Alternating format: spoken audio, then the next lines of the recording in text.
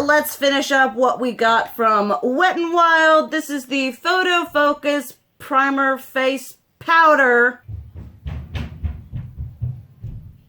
Hey all y'all, and welcome back to my channel. So today we are finally doing my haul follow-up. I've got my baskets over here. I literally feel like this stuff has been like sitting over here for like forever. And most of y'all probably know I'm very anal about my collection being like just so. I like things to be like where they're supposed to be. But if I haven't haul followed it or reviewed it or whatever, I don't like putting it in there. I know, I'm weird. I've got my issues. But we are going to be going through everything. I've tried like 95% of the things. There are some things that I've set aside for like specific videos, like the jelly highlighters. I'm going to be doing a big ol' compare and contrast on those to be like, well, do you need to buy the Too Faced one or the Versali one, or can you get away with one that's like $10? But enough jibber jabbing, whatever. We have got a lot to go through, so let's just jump in. All right, so first things first, let's quickly address the things that I don't even have no more. These are things that just had to go back to the store. You are gonna see, I'm not even sure which one's gonna be up first, but we got hits and misses and like products I regret buying. They're gonna show up all over the place. But the first thing being the Tarte Face Tape Foundation. That just kind of a quick summary, whatever. It wasn't necessarily a bad foundation. I think if you have like, if you've got oily to normal skin, I think it would work for you. But for me, in my dry, craggly, nasty skin, it just was a no bueno. And it had a lot of like creasing in here, and it didn't do anything wonderful for the parts of my face that aren't dry. So it was just, the coverage was good, the color match was good, but the finish just left a lot to be desired. Then kind of in that same whatever going on, my full face of Fenty Beauty, the foundation and the primer were both no-goes. If you saw my video, you would have seen the horrendous travesty that was the foundation. The primer was less horrible. It was more for the price. It just wasn't something that I could really justify keeping because it didn't do anything more amazing than a bunch of less expensive or even high-end primers that I have and love. Then on to some Fenty things that I did really love. These are the concealers. I have the shade 120 and the shade 100.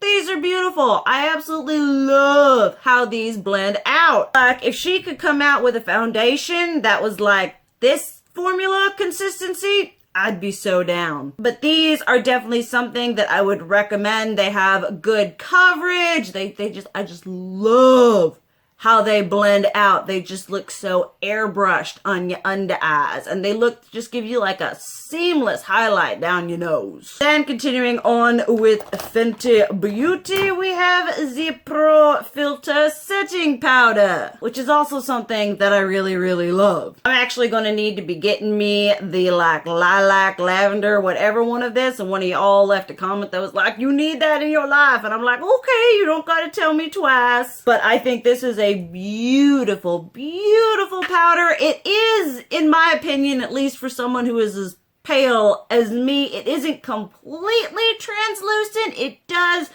add just a hint of color, but it does give a very beautiful finish to the under eye, to your face, without looking cakey and nasty and powdery. Then kind of, I feel like a given, these are the new Kilowatt Freestyle Highlighter. I think these are the like high shine. I don't even know. I don't know if they're her like foils or whatever, but I don't know. This one is in the shade Chills going on right here. Then we have What's Up right here.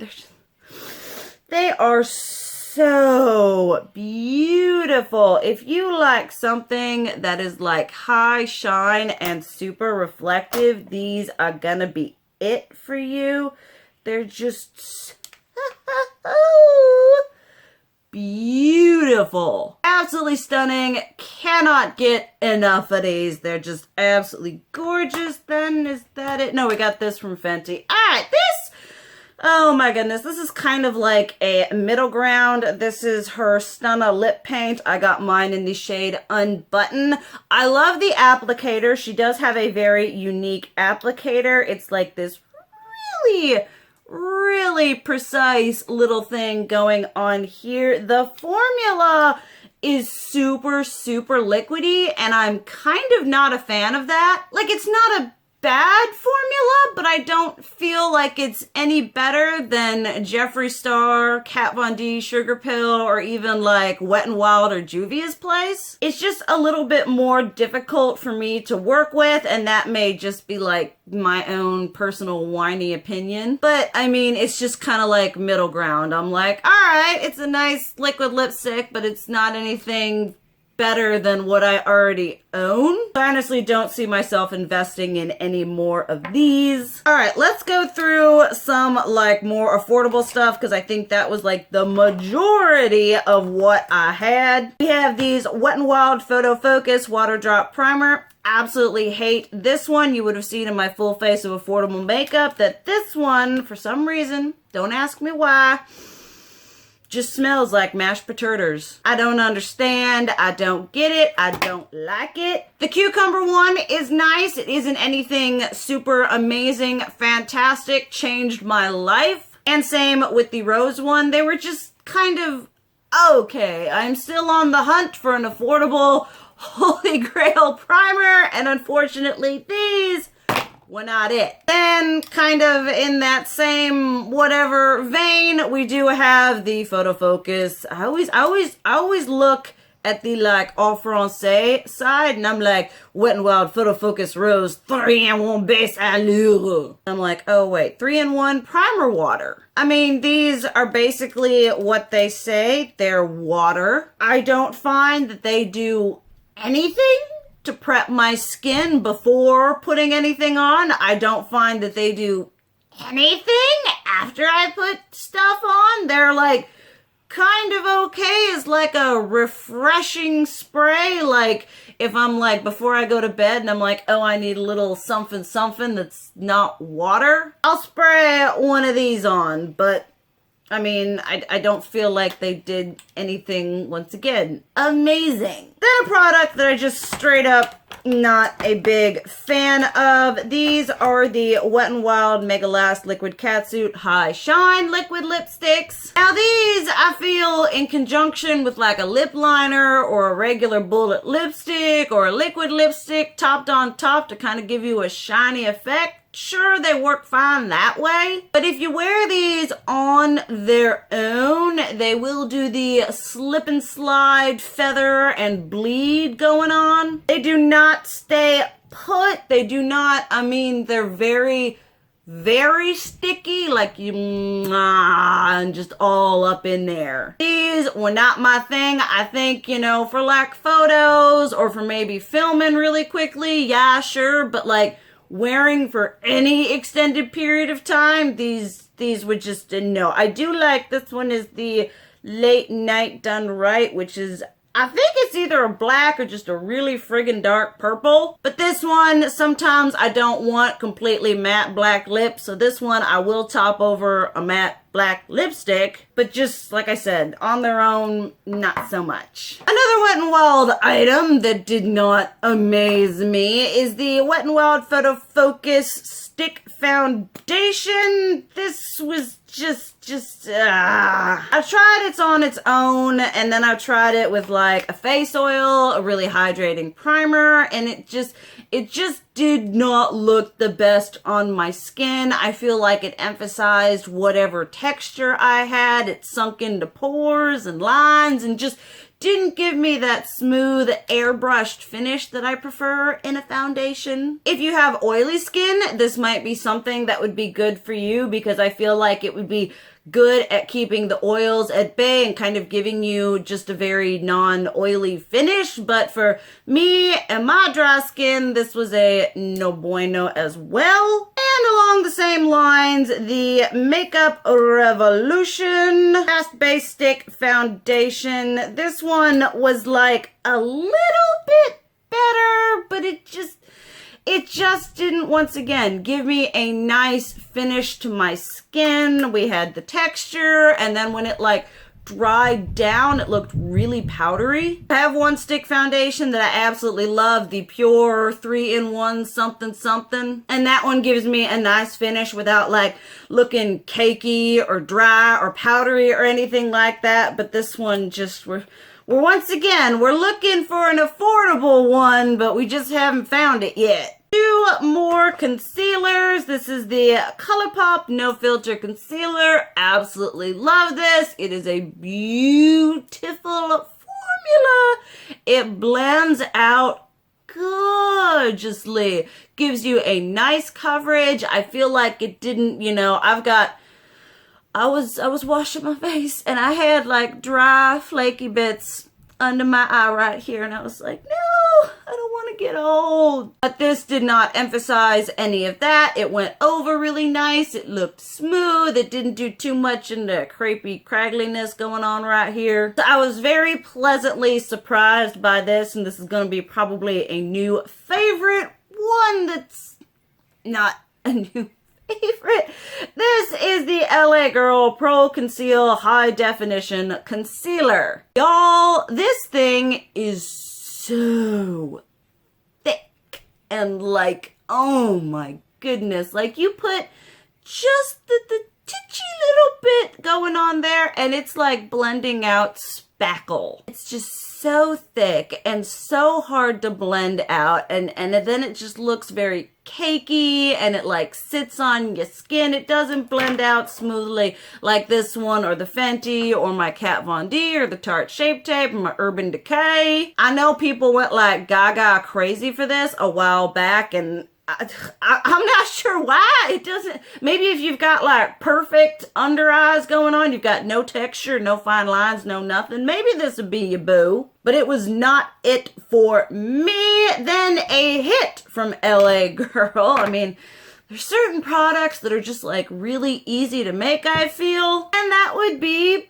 blush. I got a whole crap ton of blush going on right here. These are their just, oh my goodness, just blushing blushes. They've got a couple shimmery shades. This one's probably one of my favorites. This one is just rosy. I love the sleek componenting. The sleek components they've got going on here. I do believe they updated their packaging. Oh my goodness, you got it opening right here, and it's very like NARS orgasm-y going on right there. It's just so pretty. They blend out really nice. They're not like powdery either. I was concerned that some of the matte ones would, you know, you'd tap your brush in there and then there's powder everywhere. This one here is just bare, which is kind of like a deeper Tarte exposed. Really nice and smooth and nice and pigmented without being like crazy. You've got like a splotch going on, like that's a nice pigmented swatch, but they then apply really nicely and smoothly to your skin. I think these are like $5 or so a piece. I would highly recommend these if you're looking for a nice, affordable, good blush. I love affordable blushes. Something that makes me really happy about just like finding these like nice, inexpensive, but high performing blushes. Just something about that makes me real happy inside. All right, might as well finish up LA Girl. We do have these two Luminous Glow Skin Illuminators. Let me give you some little swatches. Just have it like this, a little doopy doop going on here. I do think that these are a bit more kind of natural whenever you just like dot them on the skin compared to something like, say, a Becca Shimmering Skin Perfector. They kind of give a more dewy look than a high shine or metallic look, say like Cover FX Custom Enhancer Drops. I didn't really jive with them specifically for that thing, because you guys know, I mean, I am much more interested in Cha-Cha than I am in something dewy and luminous. And if I am gonna go for something dewy and luminous, I'm gonna go for Becca. I mean, that one's really pretty. Sorry, that one was in Moonlight, and then the darker one that I talked about first was Afterglow. You know, they're nice. What's nice about them is the fact that they don't have any glitter in them, so they're not gonna like dissipate off into the atmosphere during the day and then just leave you with glitter. And they do look really, really nice mixed in with foundation. That is what I like them the best for. So not so much for just straight up highlighting, more for just mixing in with, like, say, I love them mixed in with my Becca matte foundation, with my Too Faced Born This Way foundation, and my Wet n Wild Photo Focus. So these are a yes for me. Would love it if they came out with more colors. Then lastly, from Wet n Wild, this is the Photo Focus Translucent Powder. It gave a nice finish, but my problem with it is I like a powder that is actually translucent. Basically, it's powder, but it's invisible. This adds color to my cheekies, and I don't like that. I don't like to use a brightening concealer and then have that brightening concealer be toned down with the powder. So it has a really nice finish to it, but I just hate the fact that it then just, you know, destroys any work that I did with the brightening concealer. So if you don't care about that, that would be, you know, great.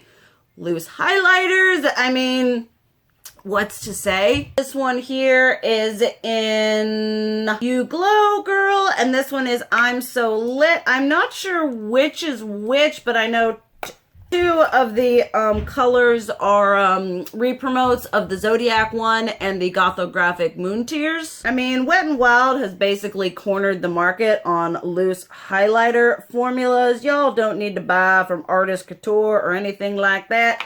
Just get you some Wet n Wild and you are good to glow. I absolutely love these, and I'm actually kind of okay that they're re-promoted shades, because then I'll never run out of it. But it is kind of a, like, pain in the butt thing for those of us who maybe spent a little more than $5 to get their hands on that Moon Tears one. $25! Because I have a problem. Alright, last little bits going up on here. What I got at Marshall's, which wasn't too much, which is probably a good thing. The Kevin Aquan Neo Highlighter, and then this one is the Neo Limelight. This one is in Sahara. I have used this one just to kind of test out the formula, but like, still a little dark. When I get me some color, we finally have some whatever going on. Now, okay, let me like, all right, like, I love the quality of Kevin Aquan's powder products. They are so finely milled and beautiful. They are just absolutely stunning on the skin. However, if you are looking for something that is more than just an illuminating setting powder, this ain't it. Like, think of this as kind of like a trio, a collection of the Hourglass ambient lighting powders. Then let me show you the Neo Limelight one. This one is in Ibiza. We got this one going on right here. So we'll show you the lighter side, then we'll show you the more purple side. This one's got like a little something more. It's a little bit more pearlized, a bit more shimmery, but nothing that's like, I mean, yes, it looks good on the skin and it has a good formula, but it's just kind of a faint, effervescent fairy fart of, you know, glimmer. Which I'm not sure what I was expecting. I did go into whatever. I mean, they're very smooth. If you like you a natural highlighter, yes, I would never pay full price for these. I paid 20 bucks a pop for them at Marshall's, and kind of after using them, I'm like, well, even that was probably a little pricey, but you live and learn. Then we've got the Becca Shimmering Skin Perfector poured in Prosecco Pop, Champagne Pop. I love these. They're absolutely amazing. They look phenomenal. Dabbed on your cheekbones, on your nose, all over your face. If you want to look nice and dewy. So that was kind of just like a, ooh, let's add a new color to my collection. And then in the same vein is the Shimmering Skin Perfector pressed in Prosecco Pop, which is like super goldy gold. This is gonna have to be something I break out when I do get a bit more.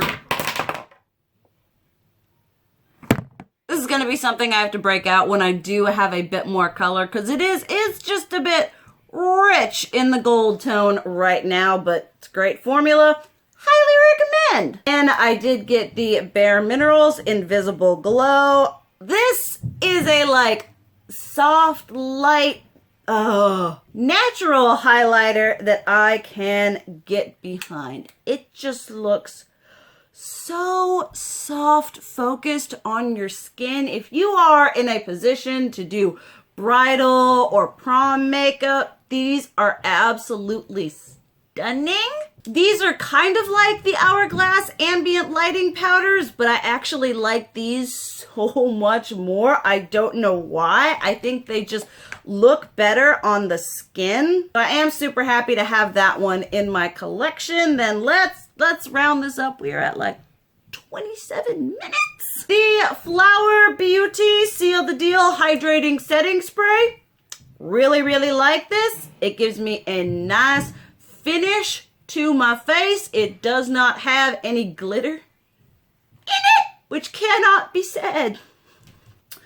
For the Revolution Glow Revolution Prime Set Glow. Shake well before use so that you can get all them glorious greeny gold pigments going on, and then you're just shooting glitter everywhere. I mean, my face looked dewy and shimmery, not because I was dewy and healthy, but because I had literally sprayed a mask of glitter onto my face. And I'd sprayed it onto my hands, onto the table, onto my shirt. I sprayed it everywhere. So I'm not sure, like, this would probably be like a great body glow type thing, but I don't normally do that because then you just get glitter all over your clothes anyway. I'm not sure what the fate of this is gonna be, but oh boy. Alright, that is the end of this friggity frackin' ginormous haul follow-up. Obviously, let me know what your opinion are on any of the products I talked about, how you use them, if, like, you know, there's a way you recommend I use them to make them work for me. I always love to hear what y'all have to say down in the comments below.